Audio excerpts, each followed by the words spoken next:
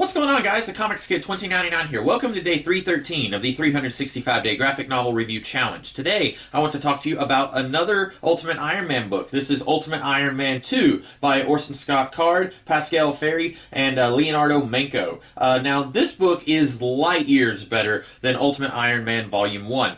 The plotting is a lot tighter. I don't feel like this leaves nearly as many subplots dangling as Volume 1 did. The choice of protagonist feels much clearer here than it did in Volume 1, where we're not even introduced to our protagonist in a meaningful way until the third issue. I feel like this is just all around a superior comic book, but I do not recommend that you buy this comic book because I feel like you have to read Volume 1 in order to understand what's going on in Volume 2. This does not feel like two separate miniseries. This feels like one giant 10-issue epic, which is not how it was presented to us. It was presented as two separate 5-issue minis. Whenever I get a miniseries, 4, 5, or 6 issues long, whenever I get a miniseries, I want it to stand on its own. I don't want it to be propped up by something else that I'm going to have to read, either something that sets it up or something that pays off whatever was set up in that miniseries. And that is the big problem that I have with both of these Ultimate Iron Man minis by Orson Scott Card. You read Volume 1, and there is so much stuff that is left unanswered, and you're thinking, okay, did it get canceled? Did Orson Scott Card have a disagreement with Marvel Comics? What happened? Oh, it turns out he's doing a sequel, and he expects you to go and read that. That is not how sequels work. You do a sequel to a complete story, and then you do another complete story. This is the second half of the first half of the story that we got with Volume 1. So even though this is better than Volume 1, I don't want you guys to go out and read Volume 1. I still stand by that volume is a pile of garbage, and even though this is better, I do feel like you have to read Volume 1 to really get what's going on here in Volume 2.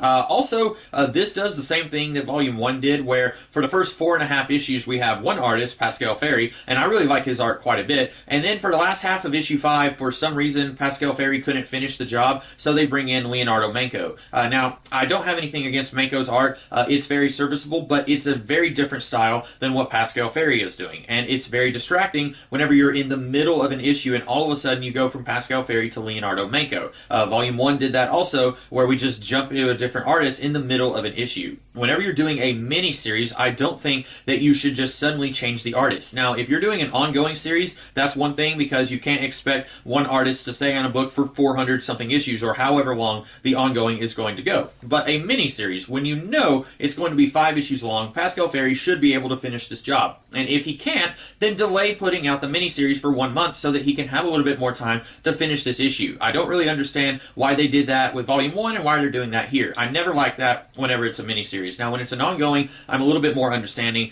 but in this case, I just feel like it's distracting. Also, whenever you get two artists who have very different artistic styles, that further distracts me. Overall, I think that this book does a good job getting us a lot closer to the status quo of Iron Man in the present day in the Ultimate Universe. There's still stuff here that I don't like his healing factor and his brain matter is distributed evenly throughout his body. I still think both of those things are incredibly stupid choices that are very inconsistent with the other appearances of Iron Man in the Ultimate Universe, but as a story, I think that this is much stronger than Volume 1. But like I said, I don't think that you guys should read this because it really does feel like the second half of a story that was started in Volume 1. It is the superior half, but it's still half of a long story.